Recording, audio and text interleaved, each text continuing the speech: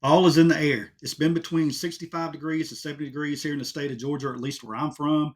You step outside in the morning times, it's cool, it's brisk, the leaves are falling. It's just uplifting for the mood. It just feels good, right? And you have the kickoff of college football. Well, it officially kicked off last week, but you got some big games going on this week. So, for me, fall time's here. So I figured what better time than now than to share with you guys. I've been doing a lot of sneaker content lately. Let's break it up. Let's do one for my fragrance family out there and my sneakerheads, because sneakerheads, you want to smell good too. But let's talk about my top 15 fragrances that I'm going to be rocking this fall out of my collection. I went a little overboard in my summer video. I did top 50 in that one, but that's because I like citrus scents. So I have a lot of summertime fragrances. This one right here, I'm going to calm it down a little bit. We're going to dial it back. And again, we're going to talk about my top 15. They're going to be in no particular order. I'm going to give you a brief summary of what they smell like to me. And yeah, perhaps you own them, perhaps you don't. But anyway, we're about to talk about them right now. Roll the tape. All right, so first things first, welcome back to the channel. Hey, if you like sneakers and you like fragrances, I got you covered over on YouTube. We do content on both. We do sneaker reviews, we do fragrance reviews, we do a little bit of everything in between, but most of all, we like to have fun over here on this channel. So if you've not yet subscribed and joined the Aroma Kicks family, if you do enjoy today's content or you enjoy sneakers and fragrances, please consider hitting that subscribe button down below. It's free to do. And if you enjoy the video today, hit the thumbs up button for me on the way out the door. Let's go ahead and dive straight in. Again, no particular order, but this one right here, this one's from a house that a lot of people don't really know about. It's not your typical Chanel or Dior or Paco Rabanne. This one's from the house of Brioni. And this one right here is called Brioni Eau de Parfum Intense.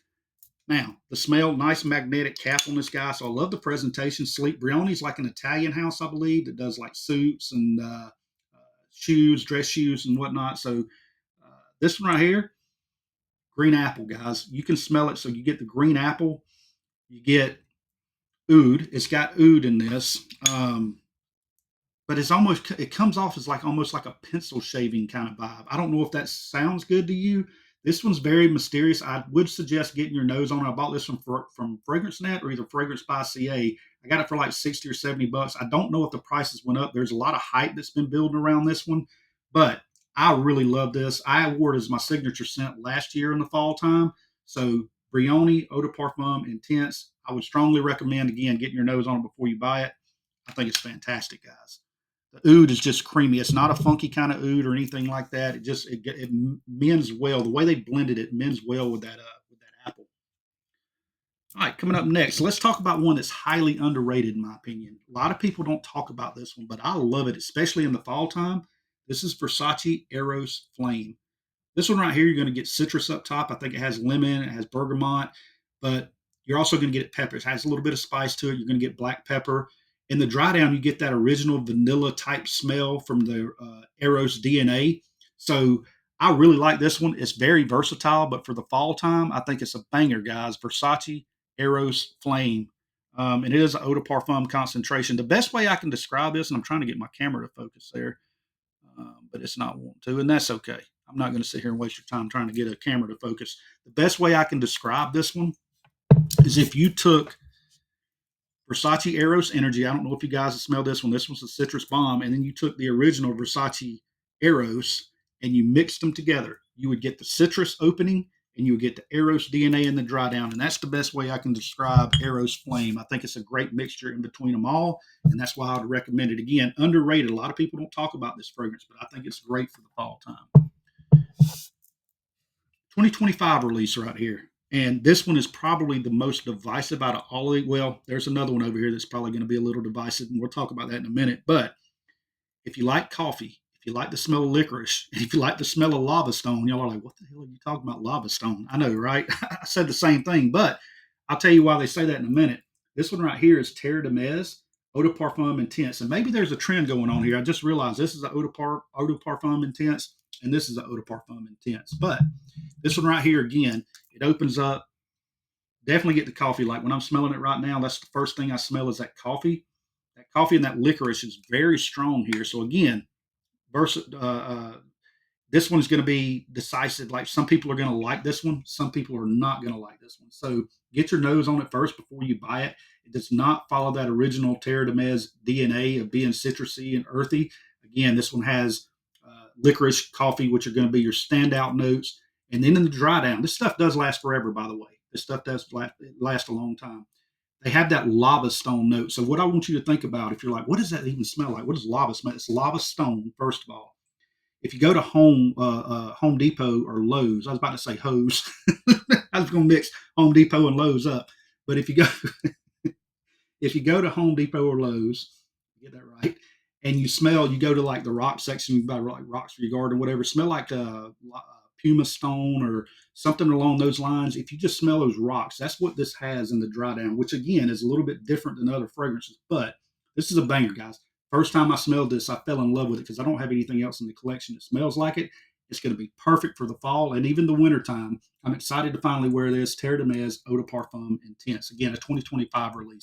Bought it in the summer. It's not really geared towards summertime. So again, super stoked to wear it in the winter. Let's talk about some Jean Paul Gaultier. Let's move in the complete opposite direction of the fragrance that I just talked about. This one right here is Scandal Pour Homme Absolute. Scandal Pour Homme Absolute. So they have many different scandals. I think maybe 3 or 4 of them now. This one to be included. This one you're going to get plum in the opening, so it's going to be a little bit juicy. It's going to be a little bit citrus. But in that dry down, guys, in that dry down, you're going to get chestnut.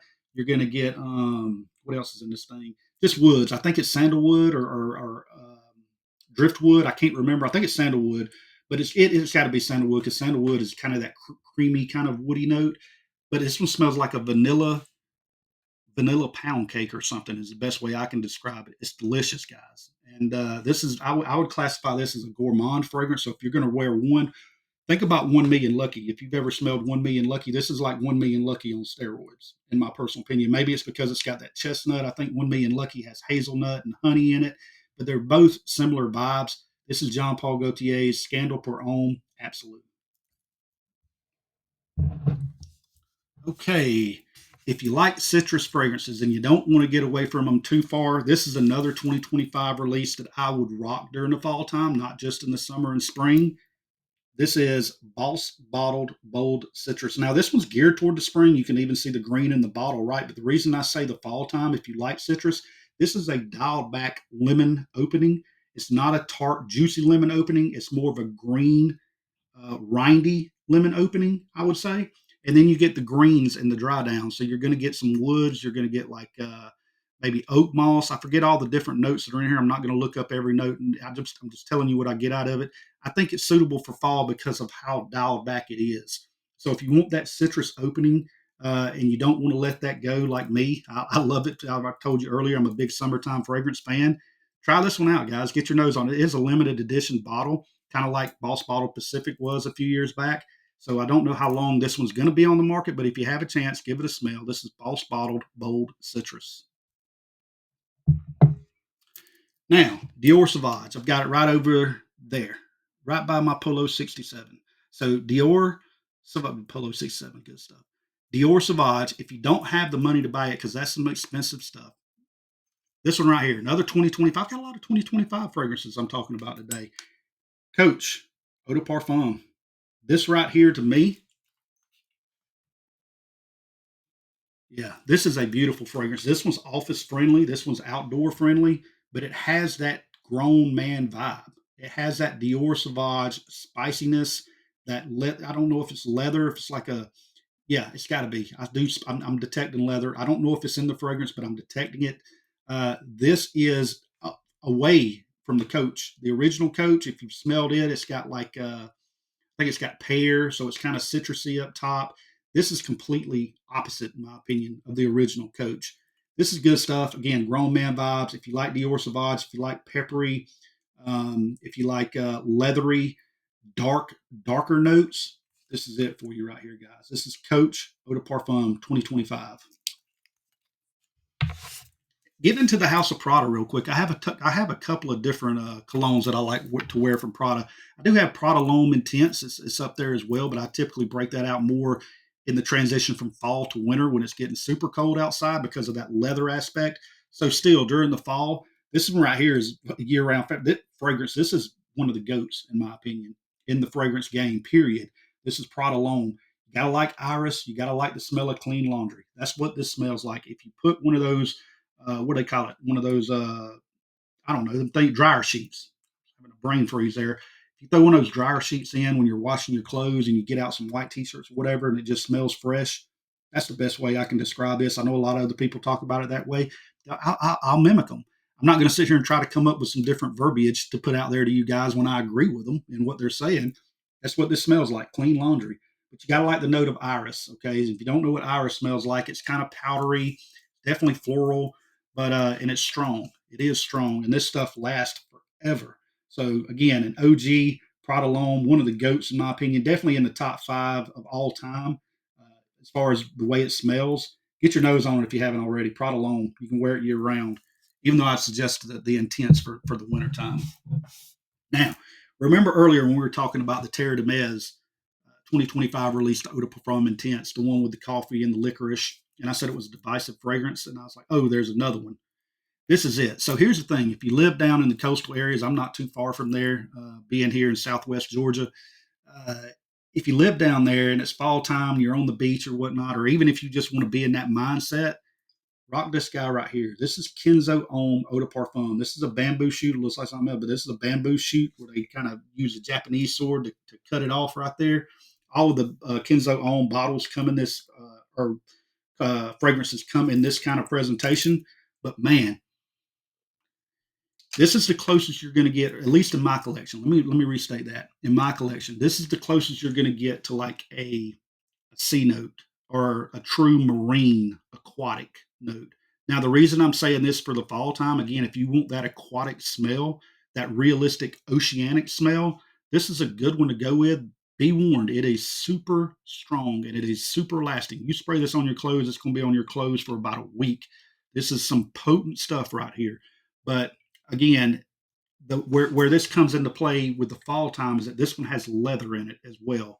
So outside of like the Kenzo Homme Marine or the Kenzo Homme Eau de Toilette Intense or the Eau de Toilette Period, this one has that leather in it, which makes it more suitable, more darker, more mysterious. Think being on the ocean at night in the fall time with the cool weather blowing in, catching those wafts of leather.